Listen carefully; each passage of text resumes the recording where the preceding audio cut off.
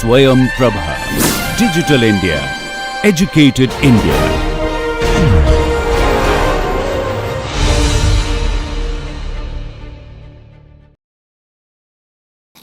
Extractions from, I think, text-based documents, right? Yes. Okay. Okay, thank you, Chairperson. Yeah, today I'd like to talk about how to extract text, information from text on chemical engineering domains. Yeah, this is the content of my presentation, and I like to start with the background.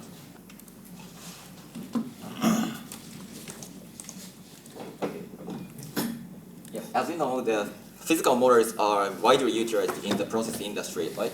And a process simulator, which is based on physical model, are used for several purposes, such as process design and operation. Yeah, there are several types of process simulators, but in some cases, the existing simulators cannot be used. For example, especially for application to a new process. In such case, we have to build a new physical model. Yeah, this slide shows a conventional physical model building procedure. At first, we retrieve documents from the literature databases and extract information necessary for physical model building from them. Then, by integration the information, we build the model and continue to improve the model by trial and error. This physical model building entails huge human resources, human and time resources. So, this should be reduced. So we aim to develop an artificial intelligence that automatically builds physical models from documents. We call this automated physical model builder, AutoPMOF. For realizing AutoPMOF, we have to develop several fundamental technologies, and one is the variable definition extraction. Yeah, this task is upstream of the fundamental technologies and influences overall AutoPMOF performance. There have been previous studies related to variable definition extraction. However, the existing methods cannot achieve the high performance for realizing AutoPMOF. So we aim to develop a method that achieves high performance, high variable definition extraction performance. Yep. In this slide, we defined the task to be solved in this study. Yep. The target is the variables that exist alone in the text. And for the variables, if there exists their definition, extract them. Otherwise, when multiple definitions exist for one variable, extract at least one of them. Yeah, we defined the task, but there are no research related to this task in the chemical engineering fields. So we create datasets first. The dataset is consists of 28 papers and related to 3 chemical processes. The processes are crystallization, continuous stirred tank reactor, industrial and tube heat exchanger. The number of papers and the variables included in the papers are shown in this slide. For variable symbols whose definition exists in the documents, we annotate the definitions. And we use this dataset by splitting into 2 parts, train and test. Yeah, moving on to the description of the methods. I'll first explain the methods proposed by Christa and Toto. This method first splits the text into sentences and then extract variable symbols and variable definition candidates. Then create pairs of variable symbols noun phrases here, and last judge the correctness of each pair using a support vector machine. And this model is built in advance. Yeah, the SVM model uses 23 features, and some of the features are presented in this slide. And this SVM model uses only one of the 3 features. 23 features is based on the information on the expressions and candidates, although the information will be useful for variable extraction.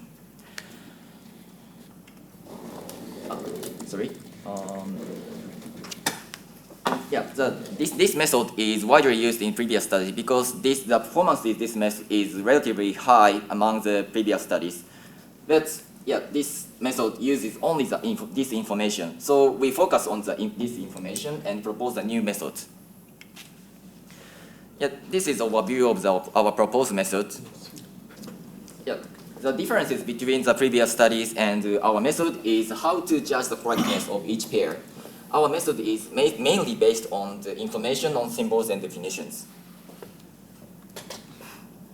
Yeah, this is a detail, and our method first generates 3 features x1 to x3 for each definition candidate of a variable b, and then calculate the score defined as the weighted sum of the features.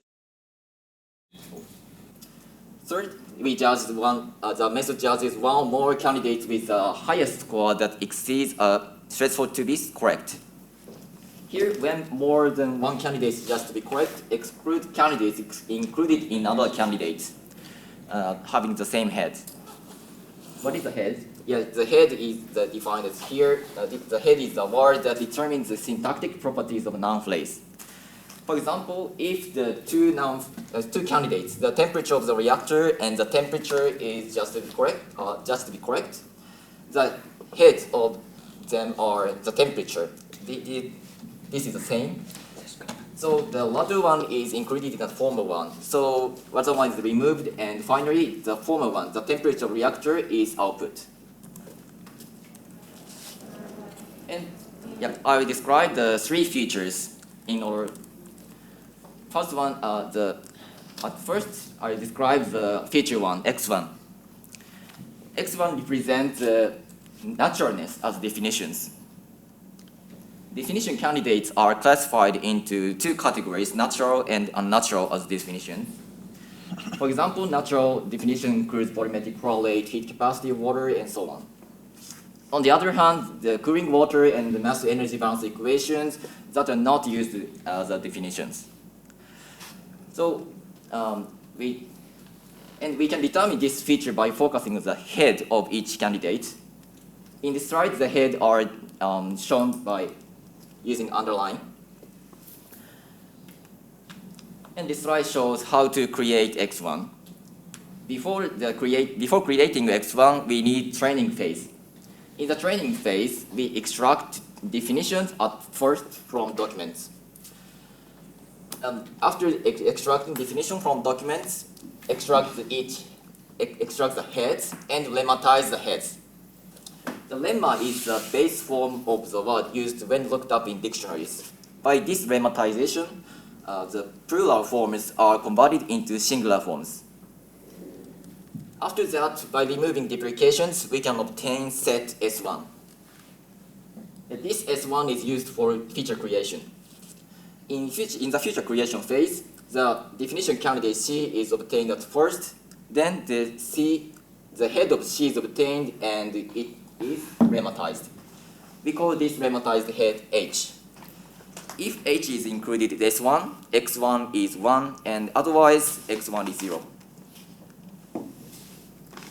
Next, I'll explain the feature X2. This feature X2 represents whether the pair of symbols and definitions is conventional or not. Among documents on chemical engineering process, there are commonly used pairs of variable symbols and definitions. For example, C is usually used as capacity, and it is not used as temperature. And to obtain X2, we use the head of the definition candidate and the main variable symbol. Here, main means that the variable symbols does not have descriptive symbols. In this case, the main symbol of CW is C, and the main symbol of TCW is T. Yep. And I'll describe how to create feature X2.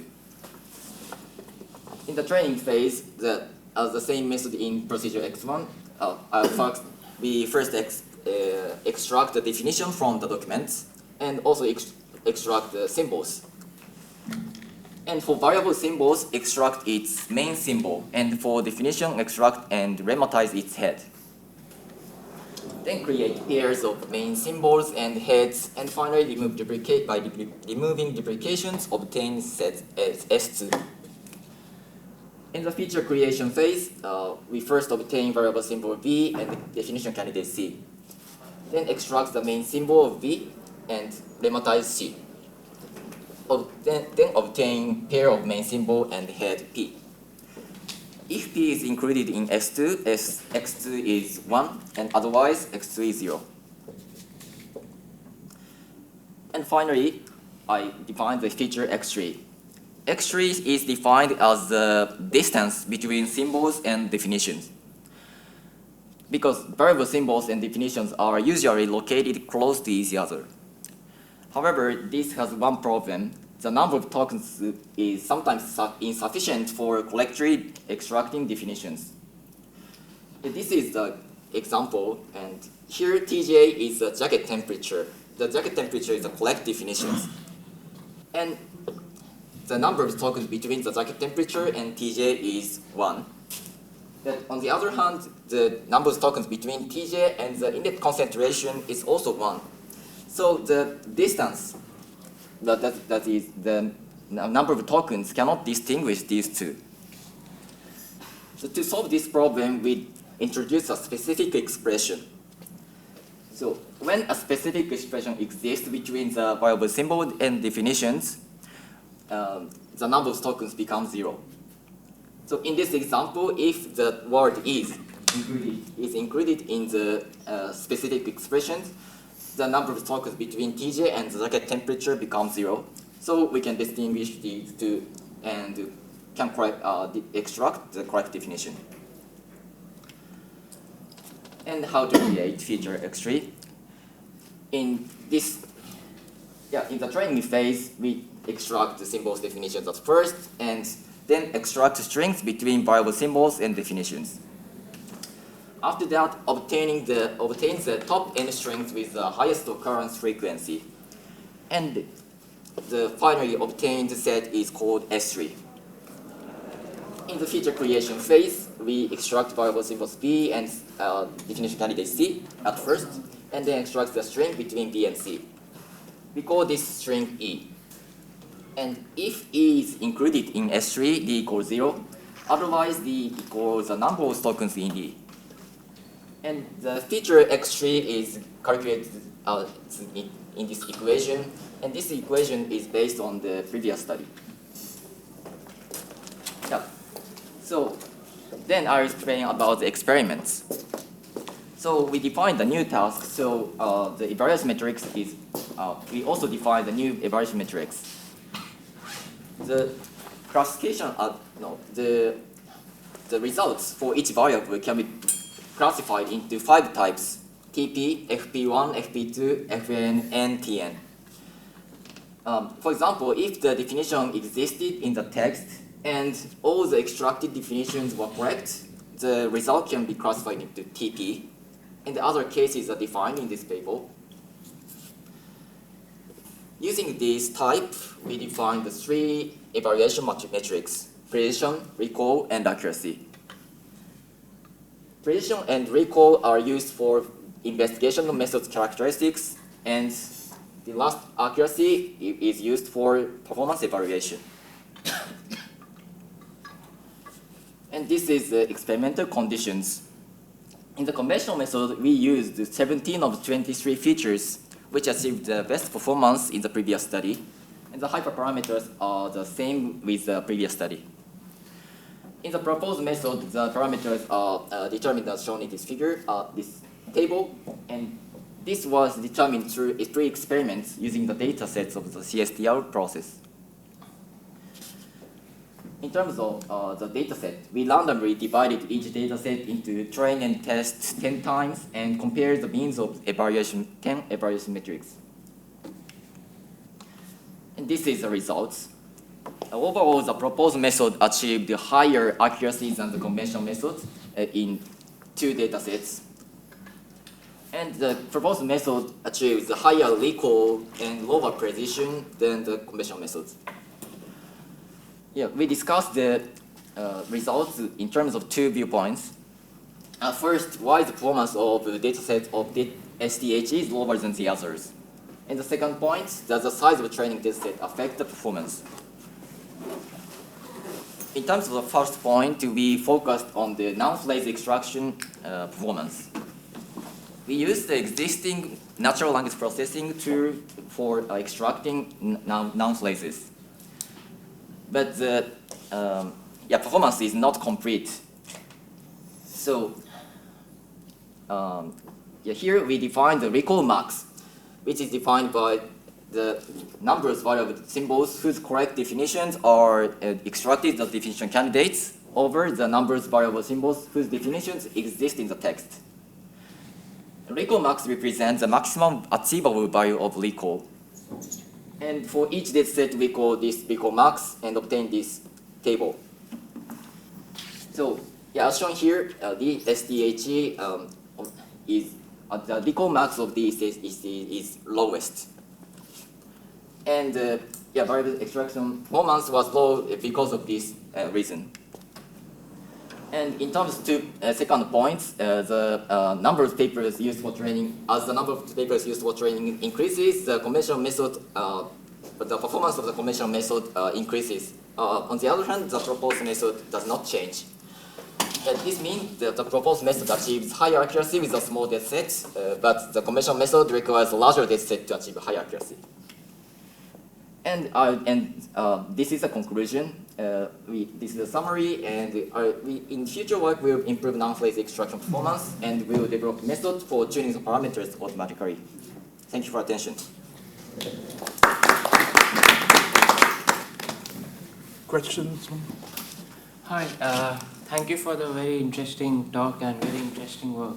And sorry if these questions may sound a bit naive, but I was wondering, like, many a times in papers, different groups use different kind of like nomenclature, normally not standardized. So how do you account for that in your work? Yeah, so at first we extract the definition for each paper, and then we use our method to judge whether each definition, the two definitions are the same or not. So by judging that, we can unify the expression of the many papers. Okay, thanks. Which kind of NLP model you Here? use for your method? In this method, we don't. We use the Stanza and Stanford, the library developed by the Stanford group here, and the other research, here. Oh, okay. So I have one question regarding your false positives and false negatives. So the accuracy of calculating. So are both equally important? Because if you get if you add another existing variable, that may not be as bad as missing out on a very important variable. Right? So you've given equal weightage to the two, and I guess accuracy was your main metric. So is that the best way to go about it? I think that the accuracy is best now. So some variables does not have the definitions in the papers. So in that case, we have to extract that knowledge from other papers or the textbooks. Okay. We are running 10 minutes late. Maybe I have one small question only. Okay. So for annotating the data, so you use some kind of library, or this is totally rule based? Yeah, this is totally rule-based now. So if we can determine the parameters automatically, the method can be called as a statistical model. Yeah, and in future, we also use the language model, for example, the large using that datasets. Okay.